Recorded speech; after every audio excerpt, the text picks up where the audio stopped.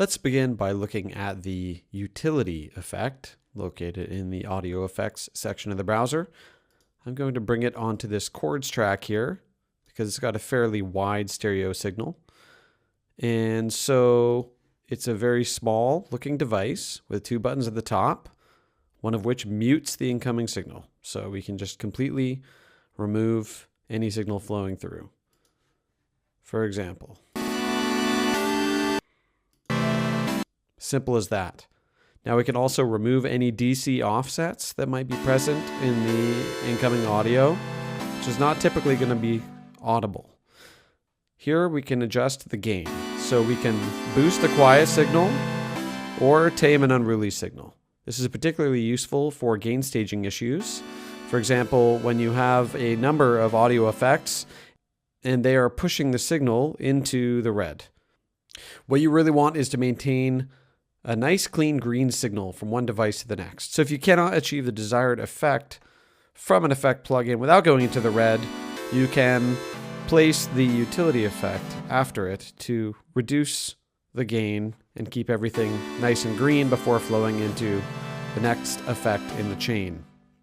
We can also, by default, have the stereo signal come through, swap the left and right stereo channels, basically inverting the resulting audio, which might be difficult to hear, but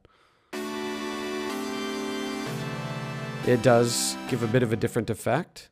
And then we can either play only the left half of the stereo signal, the left stereo channel, or only the right stereo channel, giving us a mono response. So you can see here the meters are different from one another, and whether it's the right only selected or the left only selected, the result on the outgoing meter is even on both sides. So go back to the stereo section here. Beneath we have a panning placement, so we can pan it left or right as need be. I'll just hit delete to return it to the default position of center. And here's useful for control for either enhancing the stereo width of a signal or reducing it to mono. So first of all,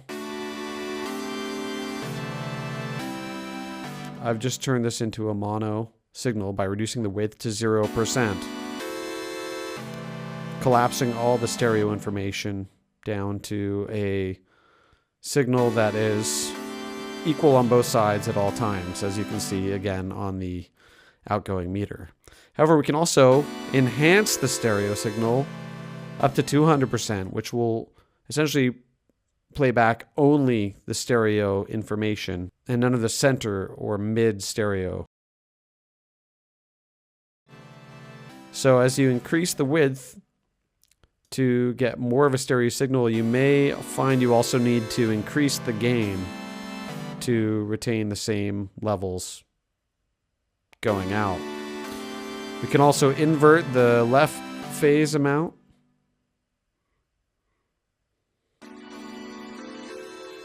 Flipping the signal over, or do the same for the right.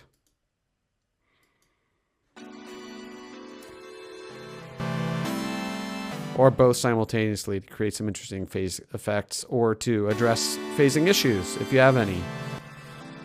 So that's the utility effect. It may seem fairly pedestrian, and it is a straightforward device.